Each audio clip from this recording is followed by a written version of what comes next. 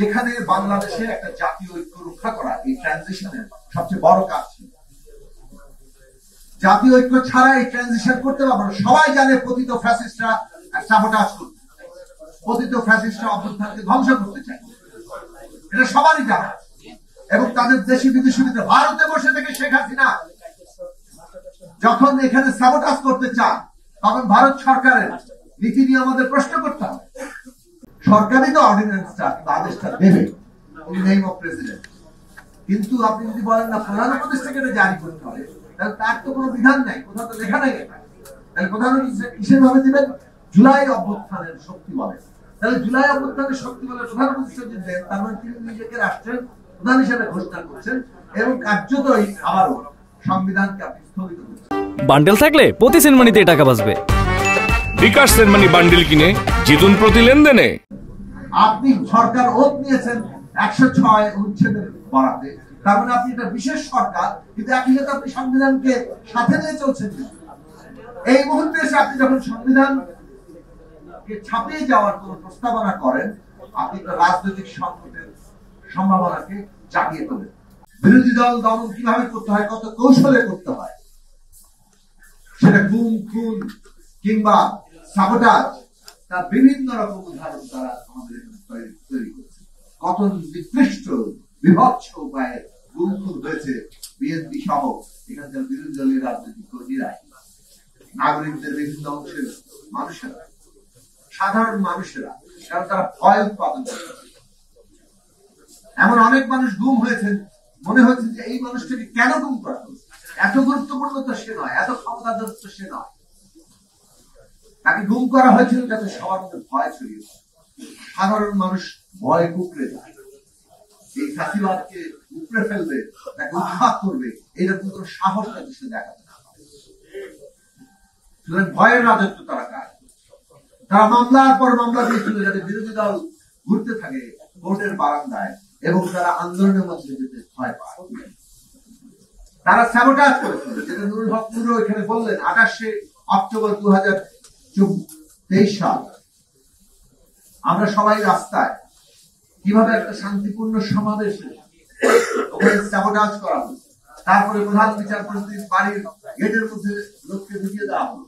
তারপরে যে পুলিশ হাসপাতাল, পুলিশ মারায়, বিভিন্ন ভাবে স্যাবোটাজ সৃষ্টি করে তারপর সন্ধ্যা থেকে শুরু হলো টেলিভিশন গুলোতে তার বয়ান। এই বয়ান দিয়ে রাতের বেলা ট্র্যাক দাও, এই যে পুরো প্লটটা তারা রেডি করেছে। তো সেইখানে এই নানান কায়দায় যে আসলে ক্ষমতার কেন্দ্রীভবন, ন্যূনতম জবাবদিহি না থাকা, যে কোনো ভাবে মানুষের উপরে অন্যায়, হত্যা, সবকিছু চাপিয়ে দেওয়া, এইটা রাষ্ট্রকে মানে তার অস্তিত্বকে হুমকি করতে পারে। ফলে শেখ হাসিনার রাষ্ট্র যদি ভেঙে পড়েছে, জনগণ এটা আপনি বেশি দিন চালাতে পারবেন। আমরা বারবার বলেছি অভ্যুত্থান আসবে, তারা আমাদের দিকে হেসেছিলেন, এরা গণ অভ্যুত্থানের স্বপ্ন দেখে, গণ অভ্যুত্থান শেখ হাসিনা হবে না। কিন্তু আমরা প্রতিদিন বলেছি গণ অভ্যুত্থান আসবে এবং এই রাষ্ট্র টিকবে না, এই রাষ্ট্র টিকার ক্ষমতা নাই। এখন বিচার বিষয়টি এই কারণে আমাদের নতুন যাত্রার জন্য অত্যন্ত গুরুত্বপূর্ণ। কিন্তু বিচার কেমন? সিলেক্টিভ বিচার, ন্যায় বিচার নয়। আমরা এখন যদি দেখি যে আমাদের নতুন যাত্রার মধ্যে সিলেক্টিভ বিচার হচ্ছে, তাহলে আমরা আবার একই পাকে একই আবর্তে ঘুরপাক। এইটা আমাদের নাগরিকদের মনে রাখতে হবে। যদি রাষ্ট্রটা হয় অমুকের বদলে তমুকের, এবং ন্যায় বিচারও এরকম ভাবে যায় যে আমি থাকলে একরকম এক দলের বিচার হবে, আর অন্য কেউ আসলে আরেক দলের বিচার। বিচার যদি ন্যায় বিচারের জায়গায় না যেতে পারে, তাহলে আমরা রাষ্ট্রকে সত্যি সত্যি করে নতুন যাত্রা দিতে পারবো। এই সরকারের সেই দিকগুলো খেয়াল রাখা দরকার ছিল অন্তর্বর্তী সরকারের। কিন্তু আমরা এখন দেখছি যে বিচার ন্যায় বিচারের জায়গায় নেই। অনেক ক্ষেত্রেই বিচার চলে যাচ্ছে মদের হাতে। সত্যিকার মানুষের ন্যায় বিচার পেতে হলে আগে মদ তৈরি করো, তাহলে পেতে হবে। কোথাও কোথাও অন্যায় শিকার হচ্ছে, আমার জমি দখল হয়ে যাচ্ছে, মদ তৈরি করতে পারলে, তাকে অমুকের দোষর প্রমাণ করতে পারলে, তাইলে যদি কিছু পারা যায়। এইটা যদি হয় রাষ্ট্র, এই রাষ্ট্র তার নতুন যাত্রা তো দূরের কথা, আবারও বলি টিকে থাকার যে লক্ষণগুলো সেগুলো হারাতে বসেছে বলেই আবারও টিকে থাকে। কারণ রাষ্ট্র ধারণার আপনি হাজার বছরের ইতিহাস দেখেন, এটা অত্যন্ত গুরুত্বপূর্ণ প্রশ্ন। একটা দাবি উত্থাপিত হলে জাতীয় প্রশ্নে পরিণত হওয়ার যে সময় লাগে সেটা কেবল প্রচারণার বিষয় না, সেটা কেবল ব্যক্তি বিশেষের উপলব্ধিরও প্রশ্ন নয়, এটা বাস্তব প্রয়োজনীয়তাও সামনে আসে। 18 সালের নির্বাচনের পরে 14 অভিজ্ঞতা এবং 18 পরে এটা আসলে একটা জাতীয় উপলব্ধিতে পরিণত, প্রয়োজনীয়তায় পরিণত হয়েছে যে বাংলাদেশকে যদি আবার এগোতে হয় তাহলে এই রাষ্ট্র ব্যবস্থা সংস্কার, অভ্যুত্থান এই সংস্কারের আকাঙ্ক্ষাকে আরো গভীর করেছে।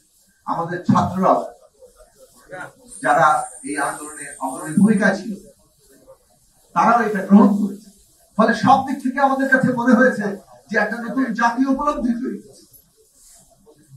কিন্তু এই দুঃখজনক ব্যাপার দাঁড়ালো, অভ্যুত্থানের পরে সংস্কারের আকাঙ্ক্ষা তৈরি হয়েছে, কিন্তু যখন নির্বাচনের প্রসঙ্গ তখন অনেকেই নির্বাচন আর সংস্কারকে মুখোমুখি দাঁড় করে দিচ্ছে।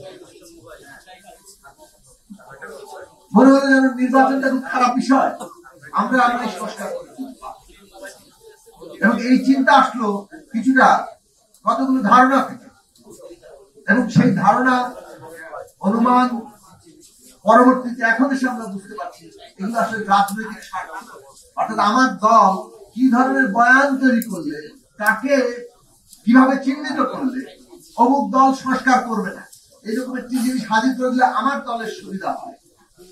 এই রাজনৈতিক প্রতিদ্বন্দ্বিতা শুরু হলো, যেখানে বাংলাদেশে একটা জাতীয় ঐক্য রক্ষা করা এই ট্রানজিশনের সবচেয়ে বড় কাজ ছিল।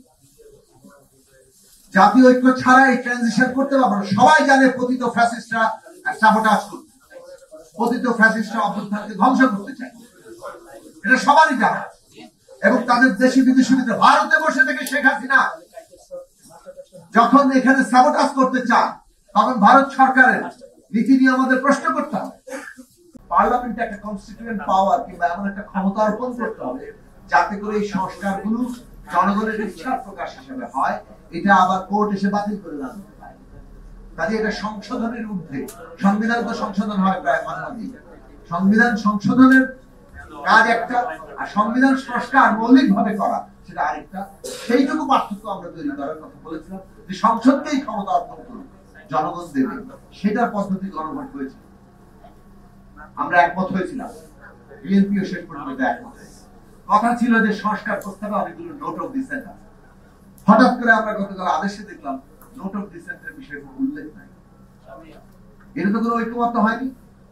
এই প্রশ্নের ব্যাখ্যা নিশ্চয়ই কমিশন তাদের দেবেন, তারা কি কোন বোঝাপড়া থেকে এই জায়গায় আনলেন।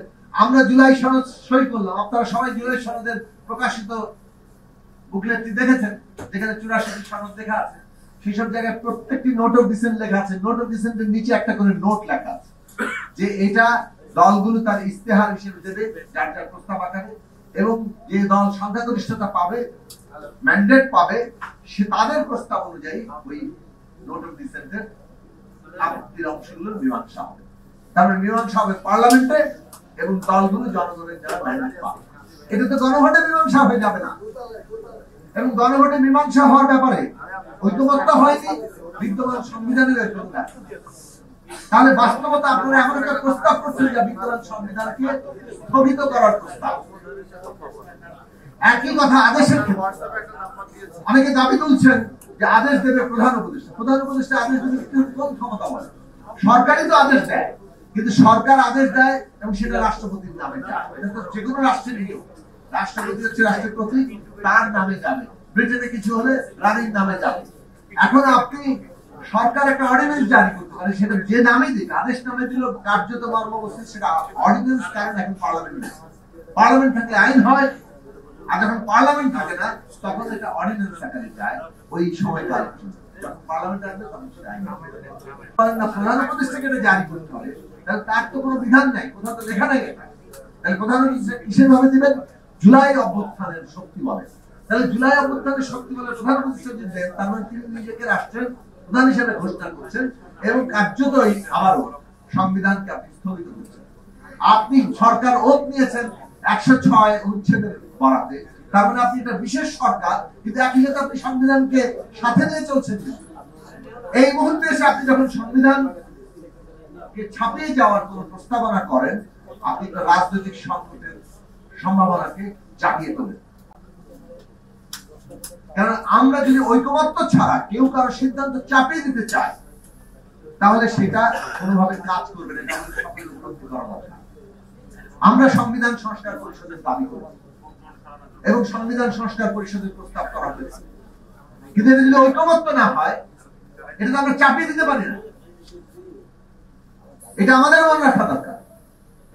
আমরা আমাদের প্রস্তাব হয়েছে বলে আমরা যদি এখন এই মুহূর্তে সেটা নিয়ে খুব লাফাতে থাকি, তাহলে আমার মনে হয় না, আমাদের দলের পক্ষ থেকে আমরা পরিষ্কার করে বলতে চাই যে এটা আমাদের জন্য জাতীয়ভাবে কার্যকর হবে।